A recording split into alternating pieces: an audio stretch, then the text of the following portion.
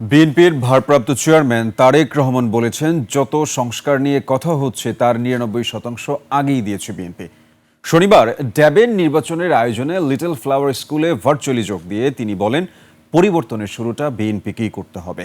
৩১ দফায় চিকিৎসা নিয়ে যা বলা হয়েছে, বিএনপি সরকার গঠন করলে তা বাস্তবায়ন করা হবে বলে প্রতিশ্রুতি দেন তারেক রহমান। একনন সোপ, দেশের নম্বর 1 হালাল অ্যান্টিব্যাকটেরিয়াল সোপ, ন্যাচারাল ব্যাকটেরিয়ালাইসিসের সুরক্ষায় ফ্রেশ ও অ্যাক্টিভ সবসময়।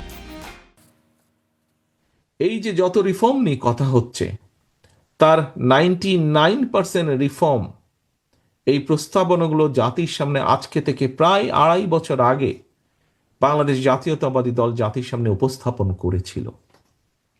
সেই কথাগুলি বিভিন্নভাবে আজকে সরকার গঠিত রিফর্ম কমিশন আলাপ করছে বিভিন্ন রাজনৈতিক দলের সাথে। সেদিন কেউ নয়, বিএনপি এবং বিএনপির সাথে যেই সমমনা রাজনৈতিক দলগুলো ছিল, যাদেরকে নিয়ে বিএনপি রাজপথে আন্দোলনে ছিল, যাদেরকে নিয়ে বিএনপি চেষ্টা করেছে স্বৈরাচারকে হটাতে, জনগণের বুক ভরে শ্বাস নেওয়ার একটি পরিবেশ তৈরি করতে, সেই রাজনৈতিক দলগুলোকে সাথে নিয়ে বিএনপি ৩১ দফা বা রিফর্ম দিয়েছিল জাতির।